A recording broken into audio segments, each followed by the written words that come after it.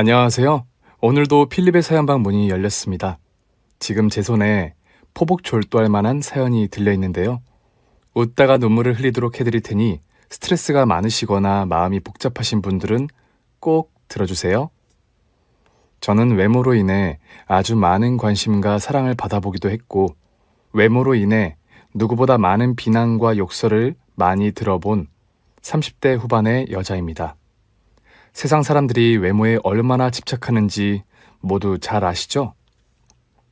제 사연은 여자라면 누구나 공감하고 재밌게 들으실 이야기예요. 필립님의 목소리를 타고 제 이야기를 들을 수 있길 소망하며 글을 써보겠습니다. 어릴 적 평범해서 예쁘다는 소리를 부모님 말고는 들어보지 못했어요. 흔녀라고들 아시죠? 제 얼굴이 흔하디 흔한 얼굴이어서 대학을 다닐 때까지 남자들에게 대쉬 한번 받아보지 못했답니다. 예쁘고 매력이 넘치는 친구들이 남자들에게 관심과 애정을 받는 게 많이 부러웠죠. 그래서 예쁘진 않지만 제 자신을 가꿔보기로 하고 운동과 피부 관리, 그리고 메이크업까지 공부하기 시작했어요. 제가 가슴이 남들보다 큰 편이어서 1년 가까이 열심히 운동했더니 몸매가 예쁘게 잡혔답니다. 또 피부과에 필러와 리프팅 같은 시술에 돈을 쏟아 부었더니 전보다 100배는 예뻐졌던 것 같아요. 그래서 달라진 외모에 남자들의 대우가 달라지더군요. 학교 동기들 뿐 아니라 선배 남자들까지 저에게 개인적으로 연락해 밥과 술을 사주겠다고 접근을 했고, 사귀고 싶다는 대쉬를 수차례 받게 되었어요. 게다가 여학생들에게도 인기가 생겼어요. 몸매 관리는 어떻게 하는지, 피부 관리와 메이크업은 어떻게 하는지 알려달라며 3355 저에게 다가와 수다를 실컷 떠들곤 했답니다.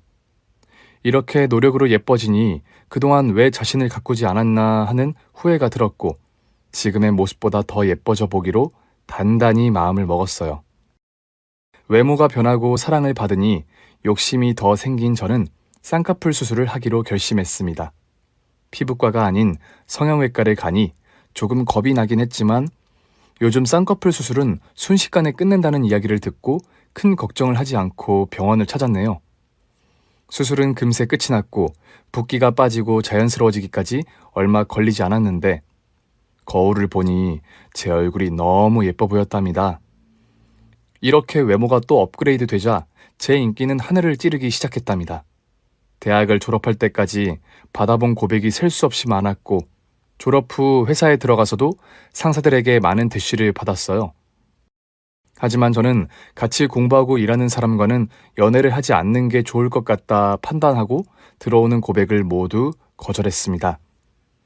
그래서 일과 연관되어 있지 않은 남자를 몇 사귀었는데, 연애 초반에는 하나같이 최선을 다해주는 모습을 보여주었지만 딱 1년이 지나면 잡은 물고기라는 생각을 했는지 사랑이 식었는지 뜨뜻미지근하게 대해주더라고요. 여자가 아무리 예뻐도 남자들은 금세 실증을 낸다고 하는데 그 말이 진짜구나 하고 실감을 했죠. 그렇게 만나고 헤어지기를 반복하다 보니 제 나이가 32이 되었어요. 30대가 되는 게 아주 크게 두려웠는데 막상 되어보니 20대와 별 다를 게 없더라고요. 운동과 외모 관리를 꾸준히 했더니 동안 소리를 들어가며 멋진 나날을 보냈죠. 아니, 20대 때보다 더 많은 인기를 누린 것 같아요. 특히 길을 걷다 보면 번호를 달라는 남자들이 한둘이 아니었습니다. 하루는 친한 친구들과 홍대에 놀러 갔는데 멋진 대학생 하나가 저를 어리게 봤는지 어디 학교를 다니느냐며 같이 놀자고 하더군요. 저기 멀리서 봤는데 마음에 들어서 달려왔어요. 저는 홍대 다니는데 그쪽은 어디 다니세요? 학교는 8년 전에 졸업했는데 나 32이에요. Are you okay? 아니, 왜 그런 거짓말을 하세요? 그쪽은 누가 봐도 대학생 새내기처럼 보인다고요. 민증이라도 보여드려야 하나? 자, 여기 보이지? 진짜네요? 아, 그런데 저 연상도 상관없습니다. 누나 시간 좀 내주세요. 조카뻘 애가 좋다 해주니 고맙네. 저기 학생, 나랑 띠동갑이야. 괜한 소리 하지 말고 가서 또래 만나요. 거절하지 마시고 한 번만 만나주세요. 누나 동생으로 시작해서 여보 당신이 될지 어떻게 알아요. 그런 노래도 있잖아요. 누난 내 여자니까, 너는 내 여자니까, 너라고 부를게. 이 어린 놈의 자식이 어디서 너라고 불러? 빨리 안 가? 엄마 젖이나 더 먹고 씩씩 커서 와 얼른. 이런 재밌는 일이 한 번이 아닌 아주 여러 번 생겼답니다. 변함없이 외모를 관리하니 세상 사람들의 시선을 항상 똑같았고 이런 인생으로 끝까지 살 것 같다는 생각이 들었네요. 여러 남자들에게 대쉬를 받으며 일상을 보내고 있던 중 유독 심하게 들이대는 남자가 있었습니다. 그는 저를 편의점에서 마주쳤는데 첫눈에 반했다며 제 뒤를 졸졸 따라왔어요. 여기까지는 그러려니 했는데 친구와 만나 식당에 들어갔더니 그가 저희 테이블에 따라 앉았답니다. 친구는 누구냐고 뭐 하는 짓이냐고 놀리듯 말했고 저는 황당하고 어이가 없어 이렇게 말했어요.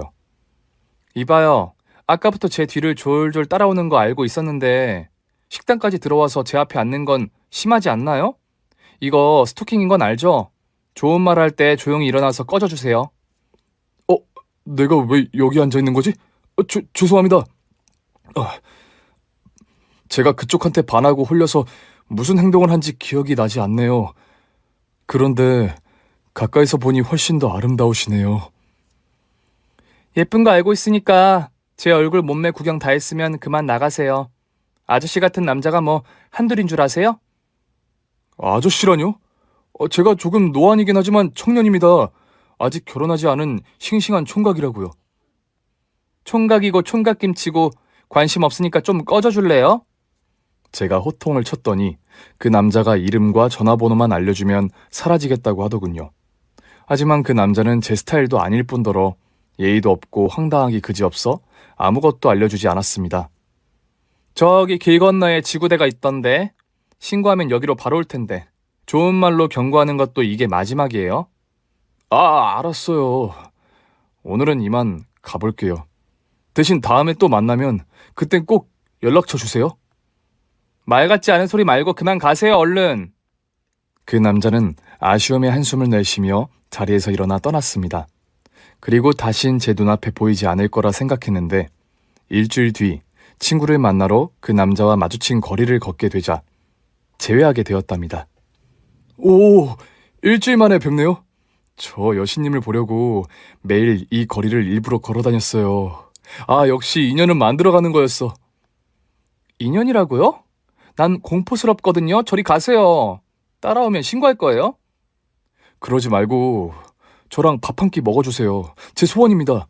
죽은 사람 소원도 들어주는 시대인데 산 사람 소원 하나 못 들어주시나요? 저 이상한 남자 아닙니다. 그저 여신님한테 반해서 심장이 고장난 것뿐이라고요. 저에게 대쉬하는 남자들은 많았지만 이런 식으로 무턱대고 길에서 기다리거나 소원이 어떻고 심장이 저떻고 하는 남자는 처음이었습니다. 저는 그 남자가 이상한 놈일까 무서워서 또다시 거절 의사를 표현하고 그 거리를 벗어났어요. 그리고 몇 주 동안 제 눈앞에 보이지 않아 다행스럽게 생각하고 있었습니다. 그러던 어느 날 저희 회사가 다른 회사와 함께 프로젝트 사업을 하게 되었어요. 그래서 회의를 하려고 저희 회사의 다른 회사 직원들이 모였는데 그중 하나가 저에게 여신이라 부르고 길거리에서 무턱대고 기다린 남자였습니다. 그 남자 얼굴을 보자 놀라기도 했는데 반가운 마음도 같이 들었어요. 왜 그런 감정이 들었느냐고 묻는다면 대답할 재량은 없답니다. 여하튼 서로 이름도 모르고 있었는데 그날 통성명을 하게 되었어요. 반갑습니다. 김현수 과장이에요. 네. 저는 이지연 대리입니다. 저희는 명함을 주고받았습니다. 드디어 이름을 듣게 되었네요. 그리고 전화번호도 알게 되었네요. 앞으로 잘 부탁드려요. 저는 뭐라 대답하지 못하고 바로 업무 회의를 시작했답니다. 이게 인연인지 운명인지는 모르겠지만 현수 씨와 일주일에 서너 번씩 만나 업무를 함께 해야 했어요. 또 일하다 점심 식사도 자주 같이 먹게 되었죠. 물론 다른 직원들과 함께하는 자리여서 크게 부담스럽진 않았습니다. 그리고 현수 씨는 회사 안에서는 저를 불편하거나 난감하게 하는 행동을 하지 않아서 이전에 짜증나고 무서웠던 감정은 사그라졌어요. 그렇게 2개월간 업무를 같이 하고 잘 마무리가 되어 더 이상 만날 필요가 없게 되었답니다. 현수 씨는 저희 회사에 들어와 일하는 마지막 날 회식을 하게 되었는데 그때 저에게 마음을 다시 고백했습니다. 잠시 바람을 쐬려고 식당에서 나왔더니 현수 씨가 따라 나왔죠. 지연 씨, 이제 제가 이상한 놈이 아니란 걸 아셨죠? 네? 그럼 저랑 데이트 해주시면 안 될까요? 딱 한 번만이라도 기회를 주세요. 아직도 저한테 관심이 있던 거예요? 회사에서 별말 하지 않아서 아닌 줄 알았는데. 그럴 리가요. 지연 씨가 불편할까봐 참고 있던 겁니다. 오늘을 끝으로 다시 못 볼 생각을 하니 벌써부터 애긴장이 타네요. 지연 씨, 저 한 번만 만나주시면 안 돼요? 글쎄요. 생각 좀 해볼게요. 네, 그럼 생각해보세요. 만약 이번에도 거절하시면 다신 귀찮게 하지 않겠습니다. 그 말을 듣는데 기분이 묘하더라고요. 어쩌면 진짜 제 인생 운명의 상대일지도 모른다는 생각이 들기도 했죠. 그래서 이튿날 현수 씨에게 먼저 문자를 보냈습니다. 데이트를 하자고 말이죠. 나쁜 사람이 아닌 걸 알게 되었으니 식사라도 한번 해볼 생각이었죠. 외모는 제 스타일이 아니었지만 무의식적으로 하는 행동과 말들이 제 마음에 쏙 들었어요. 인성도 바르고 배려심이 몸에 배어 있었는데 제가 본 남자들 중 최고였던 것 같습니다. 이런 성격은 회사에서 같이 일했을 때부터 느꼈는데 데이트를 해보니 더 좋은 사람이라는 걸 깨닫게 되었죠. 현수 씨는 저와의 데이트가 마지막이면 어떡하나 하는 심정의 눈빛으로 안절부절 못하고 소년처럼 순진하고 귀여운 모습을 계속 보였답니다. 왜 이렇게 벌벌 떨고 그러세요? 이마에 땀까지 흐르네? 왜긴요. 오늘이 지연 씨와의 마지막일까봐 걱정이 돼서 그렇죠. 내 인생 최고의 날인데 긴장을 안 할 수가 있겠어요? 마지막 아니니까 긴장 풀어요. 앞으로 자주 볼 사이가 될 건데 이렇게 맨날 긴장하실 건 아니죠? 제 대답에 현수 씨는 잠시 넋을 잃고 있다가 이내 두 팔을 하늘로 올리고 아싸 성공했다. 여신님 지연 씨랑 만나게 됐다. 김현수 봉 잡았다 라며 행복한 목소리로 마음껏 소리를 질렀답니다. 그렇게 저와 현수 씨는 연인이 되었고 여느 연인처럼 예쁘게 사랑을 키워 나갔습니다. 현수 씨는 2년 동안 저를 공주님처럼 대접해 주었어요. 화장을 하지 않아도 예쁘게 봐주는 사람이었고 추리닝을 입어도 예쁘다고 사진을 찍어주는 멋진 남자친구였습니다. 제가 짜증을 내고 화가 나면 다 받아주는 마음 넓은 남자이기도 했고요. 이렇게 시간이 지나도 똑같이 사랑해주는 남자를 만나게 되어 고맙고 감사했죠. 그래서 현수 씨의 프로포즈에 아주 행복한 마음으로 받아주었네요.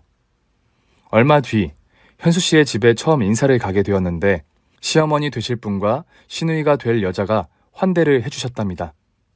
현수 씨에게 어디서 이렇게 예쁜 아가씨를 데려왔느냐며 정말 마음에 든다는 말씀을 연신하시면서 말이죠. 어머, 지연 씨 진짜 예쁘다. 난 비너스가 들어오는 줄 알았잖아. 와, 이 언니 얼굴만 예쁜 게 아니네. 몸매 지리는 거 보소. 언니, 진짜 우리 오빠랑 결혼하겠다고 찾아온 거 맞아요? 혹시 대역 알바 같은 거 아니에요? 아닙니다. 현수 씨랑 2년 동안 만난 여자친구가 저 맞습니다. 두 분 다 절 예쁘게 봐주셔서 몸둘 바를 모르겠네요. 감사해요. 우와, 목소리도 완전 개섹시해. 이런 여신이 내 올케가 된다니. 아가씨도 예쁘신데 왜 그러세요? 아니요, 언니에 비하면 저는 오징어 꼴뚜기예요. 언니, 얼굴은 닮을 수가 없어도 몸매는 닮을 수... 아니구나. 벌써 나랑 가슴 사이즈부터 다르네. 그래도 관리하는 비법이 있으면 좀 알려주세요. 아가씨 몸매도 좋으신데? 그래도 제 도움이 필요하시다면 같이 운동도 다니고 피부샵도 같이 다녀요. 정말요? 나야 완전 땡큐죠. 지연씨, 나도 가르쳐줘. 나 싱글인 건 알지? 황혼 재혼이 유행이라고 하니까 나도 좀 예뻐져 보자. 엄마도 참 주책이야. 처음 인사 온 며느리한테 못하는 말이 없어. 아니에요. 사랑의 나이가 어디 있겠어요. 제가 옆에서 도와드릴 테니 예뻐질 준비하세요, 어머님. 그렇게 시댁에 인사하러 가서 칭찬만 조율줄이 듣다가 기분 좋게 돌아왔습니다. 저희 부모님도 현수 씨를 보시고 마음에 들어 하셨어요. 인상도 좋고 사람 됨됨이도 확실한 것 같으시다며 예쁘게 살아보라고 허락을 해주셨습니다. 상견례 자리에서 시어머니는 제가 며느리가 되는 것만으로도 아주 기쁘다며 바라는 거 하나 없다는 말씀을 연거푸 하셨어요. 예단은 아예 생략하자고도 하셨죠. 그래서 행복한 결혼식을 올리고 시댁과 가까운 곳에 신축 아파트에 신혼집을 마련해 살림을 차렸어요. 시댁이 저희 부부의 회사와 가깝기도 하고 시댁 식구들을 자주 뵙고 지내고 싶어서 그리로 정했죠. 또 손맛이 좋으신 시어머니께 음식과 살림을 배우려는 마음도 컸답니다. 그렇게 시댁에 찾아가면 시모와 시누이는 저만 보면 난리였답니다. 어머, 우리 비너스 왔니? 오늘은 지난주보다 더 아름답구나. 눈이 부셔요, 새언니. 여신이 강림해 주시니 영광입니다. 어머님 아가씨 그만 좀 띄우세요. 다른 사람들이 들을까 겁난다고요. 아니 왜? 비너스를 비너스라고 부르는 게 잘못된 거니? 맞아요. 언니는 여배우보다 잘났다고요. 미모에 몸매, 머릿결, 분위기까지 어디 하나 빠지는 데가 없다고요. 두 분이 하도 예쁘다고 해주셔서 제가 피부과 진료 끊어놨어요. 다 같이 가서 관리 좀 받아볼까요? 어머나, 그게 정말이에요? 거기 가서 관리하면 언니처럼 후광이 생기는 건가요? 비너스야, 나 거기 가서 관리 받으면 새 시집 갈 수 있는 거니? 너만 믿으마. 그럼요. 여자는 관리하기 나름이에요. 얼른 준비하고 나오세요. 두 사람이 저에게 무한한 애정을 주셔서 이런 식으로 피부과를 모셔가기도 했고 필라테스 샵을 끊어서 함께 운동을 즐기기도 했답니다. 관리를 하다 보니 시어머니와 시누이가 눈에 띄게 예뻐지셨고 두 사람 모두 만족하셨어요. 게다가 예뻐진 덕에 시누이는 물론 시어머니까지 애인이 생기셨습니다. 모든 게 제 덕이라며 두 모녀는 시집에 와서 저 대신 살림을 봐주기도 했고 냉장고에 맛있는 반찬과 음식들을 꽉꽉 채워주었답니다. 이런 감사한 결혼 생활을 3년 동안 지속하며 남편과 시댁 식구들과 사이는 날이 갈수록 좋아졌어요. 한 가지 아쉬웠던 건 37이 되도록 남편과 제 사이에 아이가 생기지 않는 것이었습니다. 병원에서 아무런 이상이 없다 해서 금방 생길 줄 알았는데 아이는 쉽사리 하늘에서 뚝 떨어지는 게 아니더라고요. 이것 때문에 조금 우울했는데 남편과 시댁 식구들은 40 넘어서 아이를 낳아도 전혀 늦은 게 아니라고 위로하며 한 번도 임신하라는 말을 하지 않았답니다. 특히 남편은 제가 임신을 하면 잠자리도 제대로 못하고 몸매가 망가질 것 같으니 평생 이대로 둘이서 살자고 하더군요. 우스갯소리로 제가 살을 찌면 싫어할 거냐고 물었더니 그건 아니라며 임신 걱정을 하는 저를 위해 해주는 말이라고 했답니다. 생각을 곱게 해주고 말을 참 예쁘게 해주는 남편을 만났으니 더 바랄 게 없을 만큼 행복했네요. 그렇게 모든 게 완벽한 30대 후반을 시작한 지 얼마 지나지 않아 건강했던 제 몸이 조금 망가졌어요. 운동을 부족하게 하지 않았음에도 회사에서 오랫동안 앉아서 일한 탓이었는지 목과 허리 통증이 너무 심했습니다. 의사 선생님은 디스크가 심하다며 운동을 중지하고 치료에 전념해야 한다는 말씀을 하셨어요. 그래서 운동을 끊고 물리치료와 약을 복용했는데 그때만 잠시 괜찮다가 다시 나빠졌습니다. 남편과 잠자리를 하는 게 불가능할 정도로 너무 아팠죠. 이렇게 가다간 일상생활이 불가능해지는 날이 머지 않을 것 같았습니다. 그래서 의사 선생님께 수술을 하면 어떻겠냐고 했더니 디스크 수술을 하면 후유증이 상당하니 먼저 스테로이드 주사를 맞아보며 치료를 해보자고 하더군요. 부작용이 있을 가능성이 있다고 고지하면서 말이죠. 세상에 완벽한 치료가 어디 있겠나 싶은 생각으로 스테로이드 치료를 결정했어요. 일주일에 한 번씩 주사를 맞아가며 지내봤더니 신기하게도 씻은 듯이 나은 기분으로 한 주를 보낼 수 있었어요. 전처럼 강도 높게 운동을 하진 못하지만 조깅과 스트레칭 정도로 건강 관리를 했고 남편과 다시 건강하고 뜨거운 잠자리를 가졌습니다. 그이는 저를 다시 품에 안을 수 있어서 너무 기쁘다며 하루도 저를 놓아주지 않았어요. 여보, 오늘은 건너뛰자. 우리 이번 주에 하루도 빠지지 않고 했잖아. 안 돼. 지난 몇 달 동안 당신 허리 아프다고 실컷 굶었단 말이야. 그때 못한 거 다 채울 거니까 뒤로 내뺄 생각하지 마.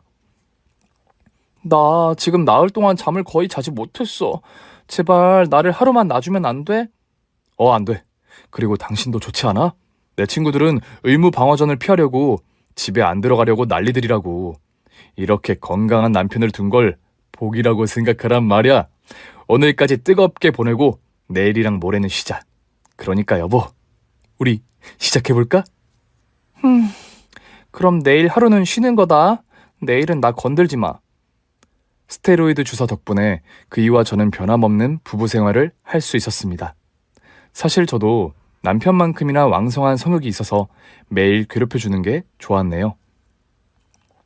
주사 치료를 한 달 정도 했을 땐 아무런 부작용이 나타나지 않았는데 3개월이 지나자 상상도 못한 부작용이 제 몸에 찾아왔습니다. 스테로이드가 근육을 강화하고 식욕을 돋게 하는데 먹는 걸 멈추지 못하고 틈만 나면 음식을 입에 집어넣었어요. 참으려고 해도 손과 입이 머리를 지배해서 본능적으로 먹기만 했죠. 그리고 체질이 바뀌었는지 먹는 대로 살이 찌고 근육이 붙어서 제 몸은 점점 커졌답니다. 서서히 찐 거면 주변에서 놀라지 않았을 텐데 갑자기 불어난 체중에 남편은 경악을 금치 못했어요. 여보, 왜 이렇게 살이 찐 거야? 배 나온 것 좀 봐. 평생 살찌지 않을 것 같은 사람이 왜 이렇게 된 거야? 그렇게 심해? 몰라, 스테로이드 부작용인가 봐. 먹는 거 이상으로 살을 쪄서 아주 죽겠어. 얼굴도 지금 엄청 커졌어. 달덩이 호빵맨이 따로 없다고, 여보. 나가서 조깅 좀 하고 와. 뭐야? 지금 나 살쪘다고 타박하는 거야? 일시적인 부작용 현상인데 이것도 이해 못 해주는 거야? 아니, 내 말은 그게 아니라 건강하게 살이 찌면 좋은데 얼굴이랑 뱃살만 쪄서 하는 소리야. 당신 건강 챙기라고 조언해주는 것 뿐이라고. 내 걱정해주는 거 맞지? 알았어. 나가서 한 바퀴 뛰고 올게. 그리고 다녀와서 당신이랑 같이 운동하자. 침대에서, 알지? 그게... 내가 오늘은 컨디션이 안 좋아서 안 되겠어. 그냥 동네 2바퀴 뛰고 들어와. 그이가 컨디션 탓을 하며 저를 피하는 거라 했지만 제 출렁이는 살들 때문에 피하는 게 분명했습니다. 살이 기하급수적으로 찌게 되니 침대에서도 멀찌감치 떨어져서 잠을 자더라고요. 저의 변한 모습도 똑같이 좋아해 줄 거라 생각했는데 남편 역시 남자였는지 시각적인 매력이 떨어지니 바로 반응했답니다. 그래서 운동량을 늘리며 치료를 해봤는데 비율이 이상해졌답니다. 팔다리는 가는데 배와 얼굴이 달덩이처럼 부었어요. 거미형 비만이라고 말씀드리면 이해가 되실 겁니다. 몇 달 전 입고 다니던 55 사이즈는 죄다 맞지 않아서 99 사이즈 옷을 사야 했어요.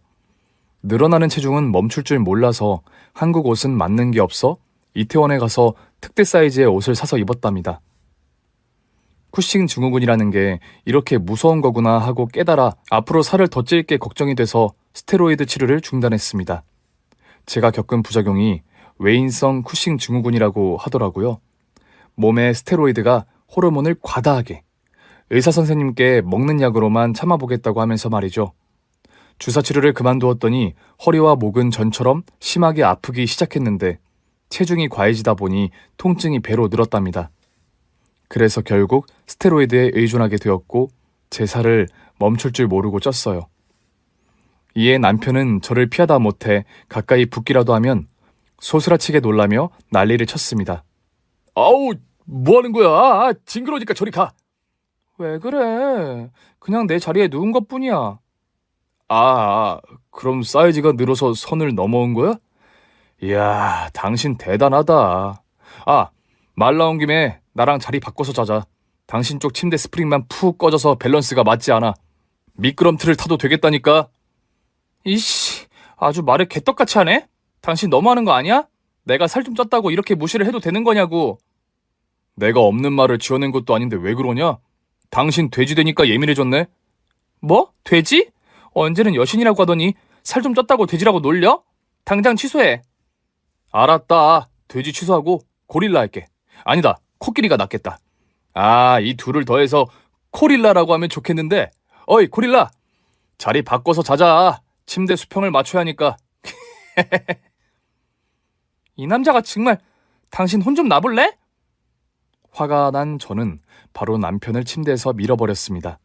그런데 너무 세게 밀었는지 그의 몸이 저만치 날아갔답니다. 고릴라가 사람 잡네. 아우, 여리여리한 글래머가 어쩌다 저렇게 된 거야. 아유, 나 소파에 가서 잘 테니까 혼자 넓게 자라, 고릴라. 그렇게 조롱하는 사람은 남편뿐만이 아니었습니다. 시어머니와 시누이는 이것보다 더 심한 막말을 아끼지 않았어요.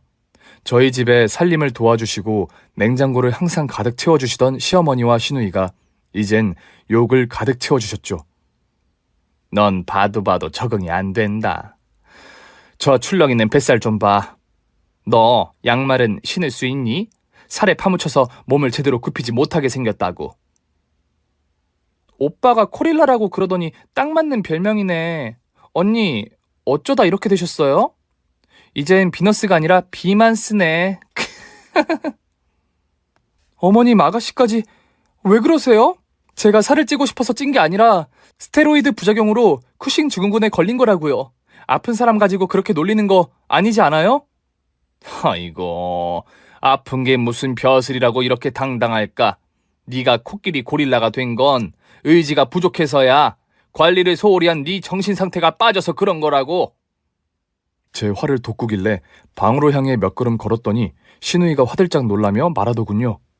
어머, 집이 울려요, 언니! 밑에 집 사람들은 무슨 죄가 있다고 코끼리가 걸어다니는 소리를 들어야 해요? 내가 밑에 집에 살았으면 당장 이사를 가고 말 거라고요. 아가씨, 자꾸 선 넘는 말씀을 하시는데 그만 좀 하세요. 참는데도 한계가 있습니다. 아, 죄송해요. 저 코릴라한테 한 대 맞으면 죽을지도 몰라요. 살려주세요, 언니. 시누이는 낄낄거리며 실컷 조롱하더니 냉장고를 열어 제가 사다 놓은 한우와 삼겹살들을 꺼내 챙기더군요. 언니, 이거 다 먹으면 코릴라가 아니라 킹콩이 되겠어요. 우리가 언니 킹콩 되는 걸 막아줘야겠어요. 냉장고 봐라. 이렇게 처먹어대니 살이 안 찌고 배기겠냐? 이거 다 압수니까 넌 풀이나 먹어라. 그리고 집 좀 치워라. 네 꼴이랑 비슷해서 돼지우리가 따로 없다니까. 어머님, 청소 매일 하거든요. 이 정도면 깨끗하잖아요. 이게 깨끗하니? 안 되겠다. 온 김에 너 몸 좀 굴려야겠다. 빨리 손걸레 빨아와라. 앞으로 청소기 금지, 식기세척기 금지다. 몸을 움직여야 살이 빠지니까 얼른 손걸레부터 잡아라. 그래서 깨끗한 집을 다시 한번 땀을 뻘뻘 흘리며 청소했더니 두 모녀가 제 땀을 보며 희롱하더군요. 엄마, 언니 육수 흘린다. 보기만 해도 엄청 짜 보여. 얼른 대야 가져와라. 저거로 국수 삶을 때 육수로 쓰면 딱이겠다. 간이 짭조름해서 소금 간을 할 필요가 없겠다고. 엄마, 그런데 냄새가 나서 못 먹겠다. 쉰내가 풀풀 나서 썩은 내가 난다고. 아, 이 썩은 시궁창 냄새가 쟤한테 나는 거였느냐? 코끼리나 고릴라가 실제로 보면 냄새가 심하다는데 역시나 그랬군. 내 아들은 저 냄새를 맨날 맡아가면서 사는 거지? 으휴, 걔 인생도 참 불쌍하다. 저는 이를 꽉 깨물고 나지기 말했습니다. 그만들 좀 하시죠. 나중에 다시 살 빠지고 예뻐지면 어떡하려고 그러세요. 코릴라가 못하는 소리가 없네. 야, 너의 그 징그러운 살들이 쉽게 빠지겠느냐? 내가 보기엔 관에 들어갈 때까지 안 빠질 것 같다고. 엄마, 그런데 언니한테 사이즈가 맞는 관짝이 있을까? 특수 제작을 해야 해서 돈이 많이 들어가겠어. 더는 참을 수 없어서 두 모녀를 집에서 내보내려고 등을 떠밀었습니다. 희롱과 조롱, 비난 질색을 할 거면 당장 나가라고 말했죠. 그랬더니 시어머니가 불같이 화를 내시는 겁니다. 감히 시어머니를 쫓아내는 거냐며 훈계를 하시더니 제 볼에 살을 꼬집더라고요. 너 어디서 배운 버르장머리야? 이게 봐줬더니 기어오르고 있네? 인간적인 대우를 해주셨으면 이러지 않죠. 저도 사람입니다. 나쁜 말 들으면 화도 나고 발끈할 줄 아는 사람이라고요. 아, 그랬니? 미안하다. 난 고릴라인 줄 알았어. 말하는 고릴라. 끝까지 저를 희롱하더니 깔깔거리며 두 모녀가 집에서 나가더라고요. 이런 노리개 취급하던 시모녀는 제가 아무리 화를 내고 발끈해도 멈출 줄을 몰랐습니다. 당연히 남편도 마찬가지였고요. 저는 허리와 목 디스크가 더 심해지고 몸이 점점 골마가는 게 느껴져서 회사를 잠시 쉬기로 했습니다. 그런데 이 사실을 남편이 재빠르게 시모녀에게 알려 저를 더 괴롭게 만들더군요. 시어머니가 전화를 걸어 쉬는 동안은 저희 집안 살림뿐만 아니라 시댁 살림도 하라고 하셨습니다. 넌 몸을 움직여야 해. 쉴 새 없이 일을 해야 살이 빠진다고. 그리고 내가 그동안 너희 집 살림 봐줬던 거 기억하지? 이제부터 갚는 거라 생각하고 네가 우리 삼시세끼를 책임져라. 네? 삼시세끼요? 뭘 그렇게 놀라니? 이게 다 너를 위해서 결정한 거야. 우리 집에서 열심히 움직이다 보면 다시 비너스 시절로 돌아갈 수 있을 거라고. 거절할까 생각했지만 이내 복수할 기회가 생긴 것 같아 시어머니의 제안을 받아들이고 남편 아침을 챙겨주고 바로 시댁으로 건너갔습니다. 일단은 시어머니가 시키는 일을 묵묵히 하며 하루 종일 몸을 움직였어요. 저를 부려먹고 싶어 하시니 먼저 장단을 맞춰드린 거죠. 그러자 시모녀는 놀려먹을 기회를 놓치지 않고 희롱하는 말과 행동을 서슴지 않았습니다. 하루는 제가 점심상을 차리고 거실에 앉아 놀고 있는 모녀에게 밥 먹으라고 전화로 몇 걸음을 걸었더니 제 움직임에 집이 지진이라도 난 듯이 소파에서 앉은 채로 점프를 뛰며 조롱했습니다. 아이고, 난 지진이 난 줄 알았네. 몸이 절로 허공에 뜨길래 큰일이 난 줄 알았다고. 엄마, 방금 지진 아니었어? 그러고 보니까 집이 기운 것 같아. 언니 있는 쪽이 주저앉은 것 같다고. 그만들 하시고 오셔서 점심 드세요. 준비 다 됐습니다. 두 모녀는 학교 일진들이 뚱뚱한 동급생을 괴롭히는 일진들 같았습니다. 덕분에 제 화는 날이 갈수록 쌓여갔답니다. 그리고 얼마 뒤 주말에 남편을 혼자 두고 시댁에 갔다가 장을 보러 나왔어요. 그런데 우연히 남편이 차려입고 나온 걸 보게 되었답니다. 주말에 누굴 만나러 왔나 궁금해서 조용히 뒤를 따라가 봤더니 한 카페에 들어가더군요. 거기서 예쁜 여자와 마주 앉아 있었습니다. 바람을 피우고 있는 것 같아 열려있는 카페 문 옆에서 대화를 들어보았어요. 오늘 이렇게 만나주셔서 감사해요. 저한테 반했다고 여러 번 쫓아다니셔서 거절을 못하겠더라고요. 제가 누군가에게 첫눈에 반한 게 처음입니다. 얼마 전 혜진 씨한테 반하고 홀려서 무슨 행동을 한지 기억이 나지 않는다니까요. 혜진 씨는 진짜 여신님 그 자체예요. 마치 비너스 같습니다. 정말요? 제가 조금 예쁘긴 하지만 여신이라는 말은 처음 들어보네요. 오늘의 만남이 저에겐 꿈 같은 일이에요. 저 벌써부터 사랑에 빠진 것 같습니다. 그런데 혹시 결혼하신 분은 아니죠? 저나 현수 씨나 나이가 조금 있어서 괜히 걱정이 되네요. 저 총각입니다. 그런 건 전혀 걱정하지 않으셔도 됩니다. 그렇다면 뭐 저도 현수 씨가 마음에 드니까 한번 사귀어봐도 좋겠네요. 남편이 지금 하고 있는 짓이 저를 처음 꼬셨을 때 했던 말과 행동 그대로더라고요. 그동안 이런 식으로 여자를 만나왔고 바람까지 피워온 거라는 확신이 들었답니다. 그이는 하는 짓이 기가 막히고 화가 나긴 했지만 질투 같은 건 느껴지지 않았어요. 뚱뚱해진 저에게 조롱과 희롱을 심하게 해대서 이미 정이 떨어져서 그런지 복수할 생각 말고는 아무것도 떠오르지 않았답니다. 저는 남편과 곧 상간녀가 될 여자의 사진을 찍고 조용히 시댁으로 돌아가 밥을 차렸답니다. 그리고 제가 생각한 복수를 시작하기로 했죠. 식사와 살림을 실컷 한 저는 거실 바닥에서 에어로빅 동영상을 틀고 운동을 했답니다. 이윽고 방에 있던 시모녀가 나오더니 제 모습을 보며 비아냥대는 말을 하더군요. 아이고, 북한에서 핵을 쏜 줄 알았네. 왜 이렇게 시끄럽나 했더니 네가 운동을 하는 거냐? 코릴라가 드디어 정신을 차린 거야? 네, 오늘부터 살을 빼기로 작정했거든요. 운동하는 걸 뭐라 하지 않겠는데 집안이 너무 많이 울린다. 바닥에 매트라도 깔고 해라. 새언니, 짐승에서 사람이 되려고 발악을 하는군요? 내가 요가 매트 가져다 줄 테니까 그거 깔고 하세요. 파이팅! 신우이가 바닥에 매트를 깔아줬지만 저의 육중한 몸이 점프를 뛸 때마다 심하게 울렸어요. 그래서 얼마 지나지 않아 아래층에 사는 주민이 찾아왔더라고요. 시어머니가 문을 열어주고 미안하다는 사과를 하고 돌려보냈죠. 저에게 운동을 그만두라고 했는데 그럴 생각이 없던 저는 멈추지 않고 에어로빅을 이어갔습니다. 30분 정도 더 뛰다가 첫 시작은 이걸로 만족하기로 하고 내일을 계획하고 집으로 돌아갔어요. 남편은 날씬하고 예쁜 여자와 데이트를 하고 있는지 늦은 시간까지 집에 들어오지 않았습니다. 그런데 저는 오히려 그 여자와 잘 되길 바랐답니다. 그래야 제 복수가 수월할 테니까요. 다음 날에도 어김없이 시댁에 건너가서 밥을 차리고 청소와 빨래를 마친 후 에어로빅을 시작했답니다. 시모녀는 시끄럽다고 저희 집에 가서 하든지 밖에서 하라고 했는데 한 귀로 흘려버리고 집안을 크게 울리며 신나게 뛰었습니다.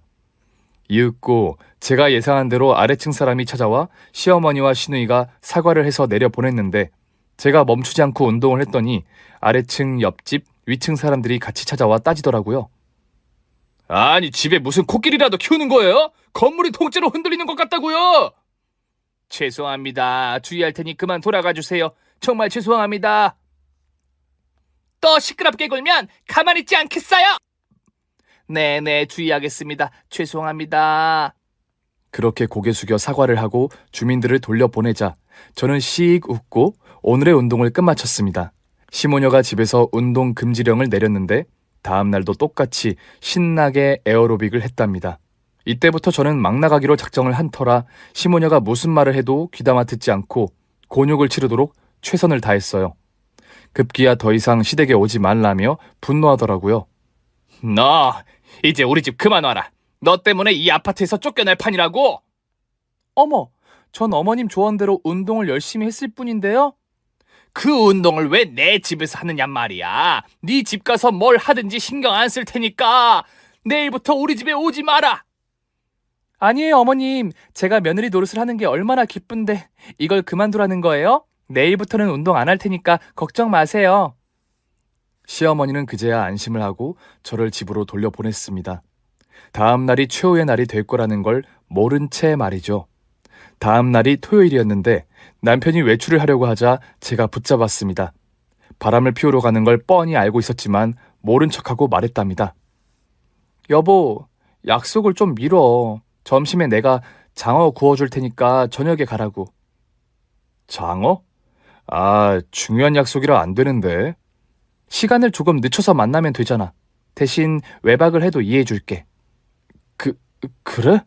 하긴 오늘 비즈니스로 만나는 사람하고 술자리가 길어질 것 같기는 하니까 당신 말대로 늦게 만나는 게 좋을 것 같다. 그이가 장어를 먹고 무슨 짓을 할지 예상이 되었지만 모른 척하고 같이 시댁으로 향했습니다. 이윽고 시댁에 가서 살림을 하고 식구들에게 최후의 만찬인 장어를 구워주었습니다. 저 역시 배가 터지도록 먹었죠. 큰일을 앞두고 있었으니 쭉쭉 들어가더라고요. 저는 모든 정리가 끝이 나자 거실 바닥에서 쿵쿵 뛰어가며 에어로빅을 시작했고 식구들은 기겁하며 말리더라고요. 당신 때문에 엄마가 곤란한 상황에 처했다더니 지금 하는 꼴을 보니 바로 이해가 된다. 코릴라가 뛰어대는데 아파트 주민들이 가만히 있겠어? 지금 집이 흔들리고 있다고. 당장 멈춰. 새언니 제발 그만하세요. 집 무너지게 생겼다고요. 아이고야, 내가 첫 꼴을 보느니 내 밥은 내가 챙겨 먹고 말지. 예, 당장 그만두고 나가. 저는 식구들을 향해 씩 웃고는 다시 에어로빅을 이어나갔습니다. 식구들은 짜증과 화를 내며 저를 말리려고 했지만 제 몸을 건들지 말라고 경고의 말을 남겼어요. 내 몸에 손대지 마세요.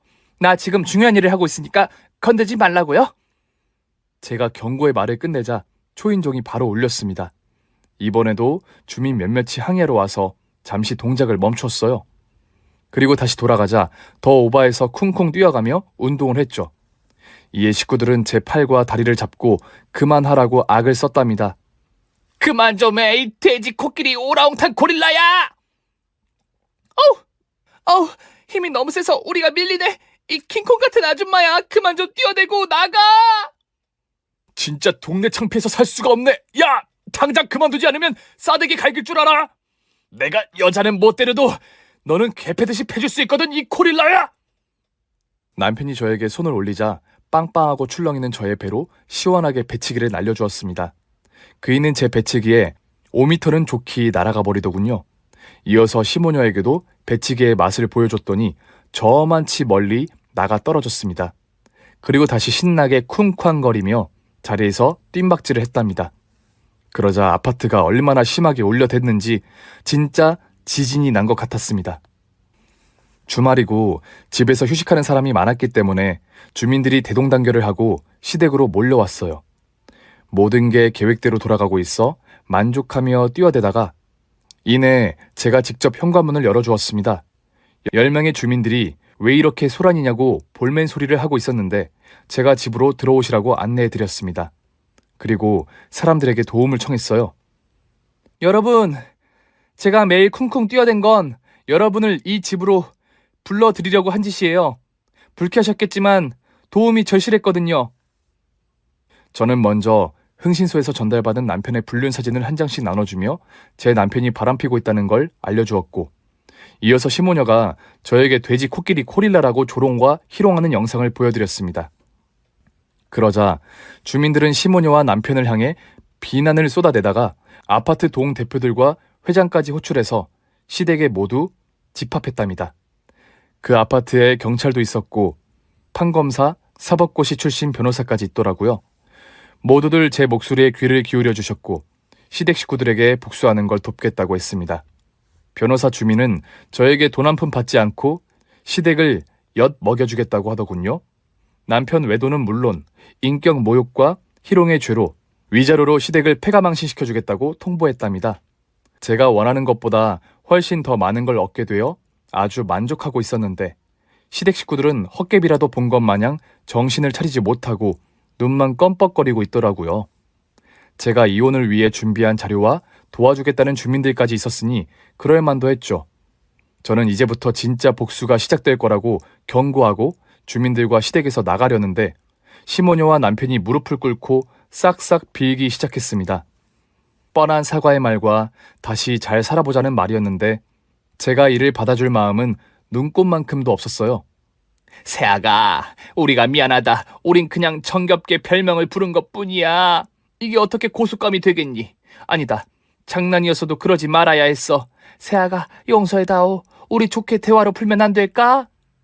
새언니, 진짜 죄송해요. 장난으로든지 돌멩이에 개구리가 맞아 죽는다는 걸 몰랐어요, 언니. 진심으로 잘못했어요. 우리 한 식구인데 이렇게 끝내는 건 바람직하지 않아요. 우리한테 만회할 기회를 주세요. 여보, 바람 피운 건 입이 10개라도 할 말이 없어. 당신이 변하니까 자꾸 눈이 다른 데로 가더라고. 과거는 잊어주고 용서해줘. 앞으로는 당신만을 사랑할게. 맹세한다고. 새 짐승 새끼를 내려다 보니 아직 매가 더 필요한 것 같아 씩 웃으며 말했어요. 다들 왜 무릎을 꿇고 그러세요? 얼른 일어나세요. 얼른요. 그럼 우리 봐주는 게냐? 알았다. 얼른 일어들 나자. 식구들이 나란히 서자 저는 배치기를 한 대씩 날려주었습니다. 이번에도 멀리 쭉 날아가다가 벽에 부딪혀 바닥에 떨어졌어요. 연병들을 하네. 그러니까 잠자는 코끼리의 코릴라의 코털을 왜 건드려? 니들 같은 암덩어리들은 싹 없애버려야 해. 그제야 속이 좀 후련했어요. 저는 주민들과 같이 시댁에서 나왔습니다. 이후 변호사님이 알아서 이혼 소송 준비를 해주셨고 재판에서 많은 위자료를 받게 해주셨어요. 너무 많아서 놀랄만한 금액이었죠. 또 주민들은 인맥을 활용해 남편의 회사 간부에게 모든 사실을 털어놓고 입김을 불어넣어서 퇴사는 고사하고 다른 곳에 취직을 못하도록 블랙리스트로 올렸답니다. 또 시모녀는 아파트 주민들이 매일 꺼지라고 시위를 펼치자 버티지 못하고 이사를 떠나게 되었어요. 여기서 모든 게 끝나나 싶었는데 시댁 짐승들은 더한 생지옥에 떨어졌답니다. 집과 돈을 잃은 남편은 시모녀와 합가해서 작은 집으로 들어가 살게 되었는데 취직이 안 된다고 대출을 받아 사업을 시작했대요. 하지만 예상대로 사업장은 제대로 굴러가지 않았고 망하는 데에는 오랜 시간이 걸리지 않았답니다. 돈 문제로 속이 썩은 시어머니는 화병으로 끙끙 앓다가 극심한 스트레스 탓인지 심장마비로 돌아가셨고 시누이는 어려운 상황에 시집을 갔는데 저처럼 살이 찌면서 신우 남편에게 이혼을 당했다네요. 그 소식을 전해 들으니 얼마나 기분이 좋던지 웃음이 절로 나왔습니다. 그리고 남편은 사업 실패와 많은 부채로 힘들어하며 지내고 있다가 극단적인 선택을 해서 인생을 하직했다네요. 이 소식 역시 저에겐 한치의 죄책감을 느끼지 못했어요. 모든 건 인과응보이고 사필 규정이었으니 쌤통이라고 생각했답니다. 이렇게 많은 일들이 벌어지는 동안 저는 쿠싱 증후군으로 쪘던 살을 모두 뺐어요. 전문가의 도움으로 운동과 재활치료를 열심히 했더니 디스크도 전보다 나아졌고 더 이상 스테로이드는 필요하지 않게 되었죠. 그래서 다시 예뻐진 저는 예전만큼은 아니지만 따라다니는 남자들이 있었답니다. 최악의 결혼 생활을 했으니 결혼할 마음은 쥐똥만큼도 없고 연애만 실컷 하면서 멋지게 살기로 다짐했어요. 외모로 인해 제가 겪은 사건들 참 기가 막히셨죠? 그래도 참교육을 제대로 받았으니 시원하리라 생각합니다. 그럼 저는 건강하게 그리고 겉모습이 어떻든 저의 내면을 진심으로 사랑해줄 사람을 찾을 때까지 연애를 실컷 해보렵니다. 오늘의 사연자님 이야기를 읽어보니 저 역시 화가 치밀어 올랐네요. 남편과 시댁 식구들의 현올림에 끝이 아주 쌤통이네요. 여러분들도 재미있으셨죠? 그럼 구독 버튼과 좋아요 버튼을 꼭 눌러주세요. 저는 다음 시간에 더 재밌는 사연을 들고 돌아오겠습니다. 안녕히 계세요.